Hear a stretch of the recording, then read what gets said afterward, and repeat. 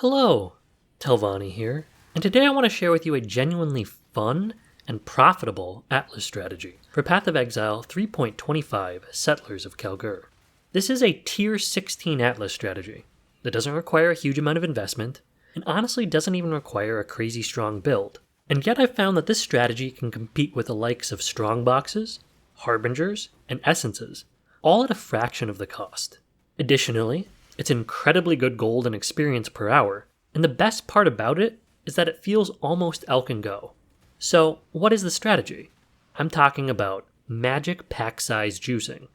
For this video, I ran a 40 map test, noting all of my expenses, and throwing all of my loot in a dump tab, so we could see just how profitable this strategy is, and I'm incredibly pleased about the results.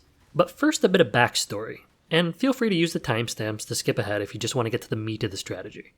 Recently, I spent a few days trying out a couple of high-investment strongbox Atlas strategies, where I was spending 2 to 3 divines on Scarabs and another couple hundred Chaos Orbs per map rolling boxes for specific modifiers. I did this across Tier 17 maps to farm Scarabs, and Tier 16 maps to farm Divination cards.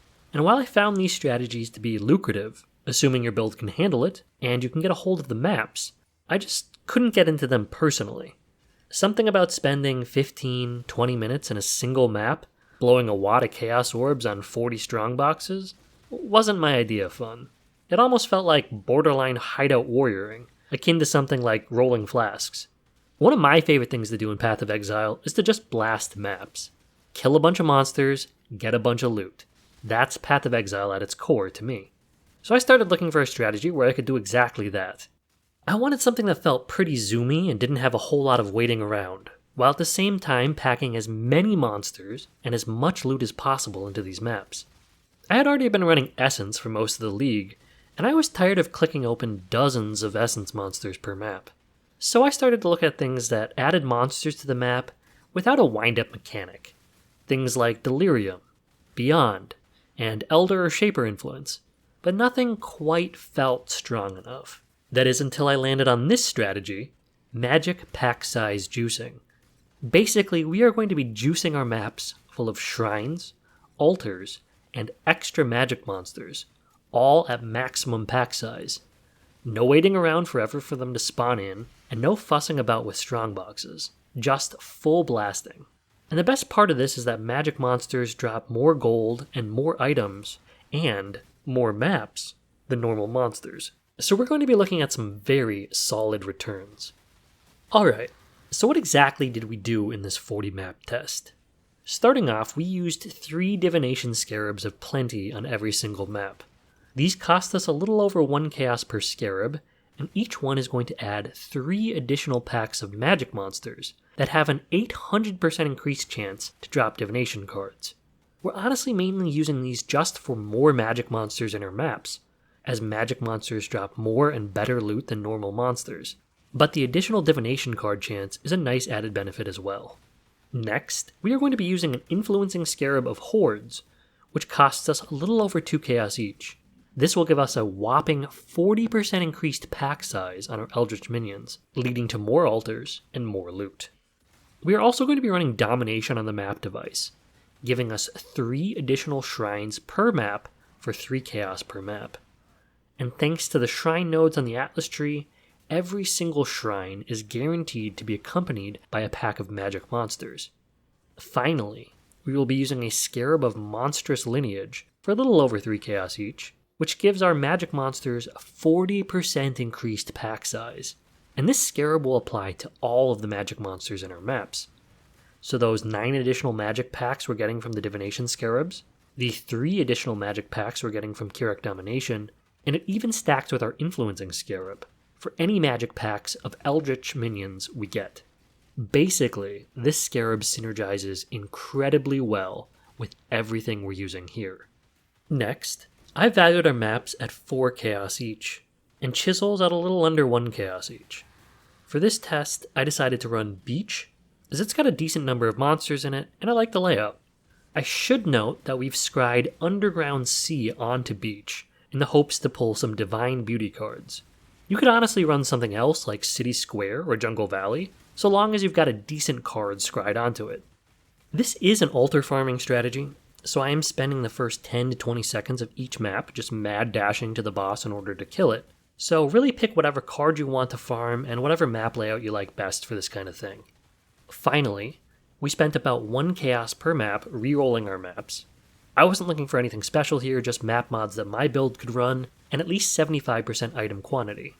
This brings our total investment to about 800 chaos, or just shy of 20 chaos per map, which in the grand scheme of things isn't too bad.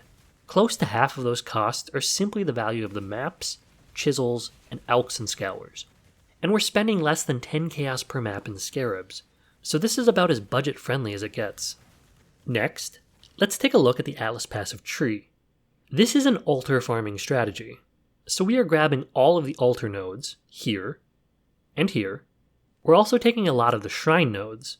This is what guarantees a magic pack with every single shrine, and should give us an additional 1 to 2 shrines on top of the 3 that we're already getting from running Kirak on the Atlas device. Like any good altar strategy, we're also grabbing all of the map effect modifier nodes here, here, here, and along the top of the tree.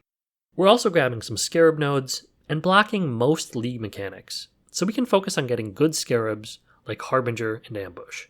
Next, we've grabbed some Beyond nodes. Since we have such dense pack of monsters, I figured it would give us a bit of extra juice and some more divination card chance. Finally, and most importantly as it would turn out, I'm grabbing a bunch of map sustain nodes. This is going to make it so that our tier 1 through 15 maps have an 85% chance of dropping 1 tier higher, which, with the way map drops work, is essentially something close to 3 times more maps. This is super important, as tier 16 maps have a chance of being converted into tier 17 maps, and those sell for quite a bit of currency right now. Alright, let's take a look at the loot we received during this 40 map test.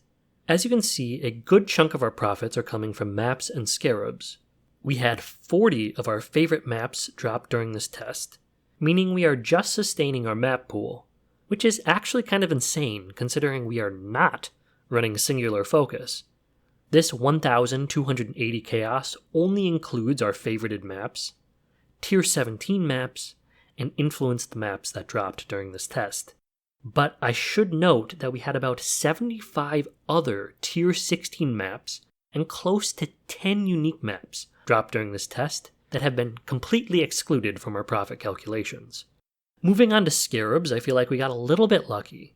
We had some big ticket Scarabs drop during this test, but ultimately we need a much larger sample size to be able to know for certain.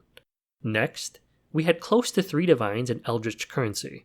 I should note here that I avoided taking lesser embers on my altars when they popped up, unless it was paired with a good modifier, as lesser embers are like 3 to 1 chaos at the moment, and it didn't feel like chasing those was really worth it over something like increased item quantity.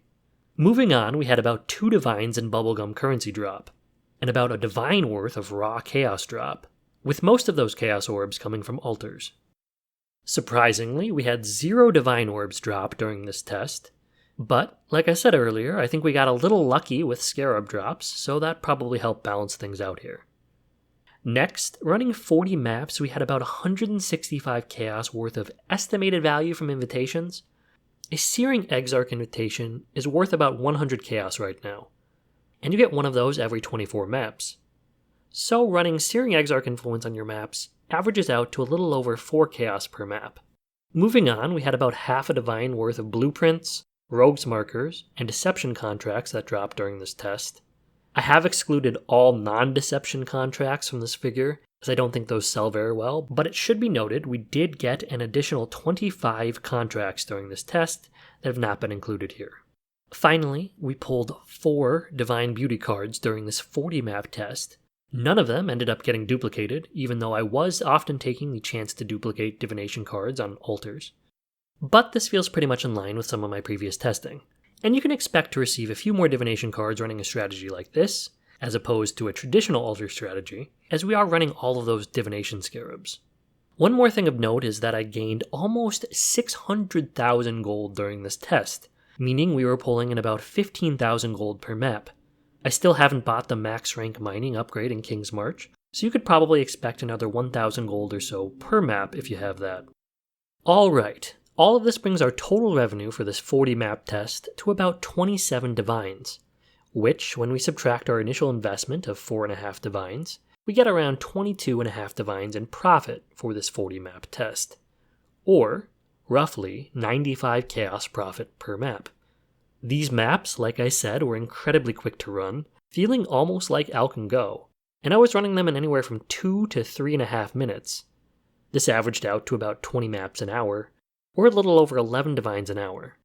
Wrapping up, honestly these maps felt incredibly fun to run, with all the shrine buffs and not needing to wait around and fuss about with tedious league mechanics. And like I said at the start of the video, this strategy is insanely good for leveling as well. I was getting about 0.7% of a level per map at level 99, and I'm honestly planning on running this strategy myself until I hit level 100. All in all, as long as the scarabs for this strategy remain cheap, I'd strongly recommend this strategy for anyone looking to blast some maps and make some currency. As at the time of this video, it's probably been the most fun mapping experience I've had all League. Anyway, thank you for watching, good luck with your League, and I'll see you in the next one.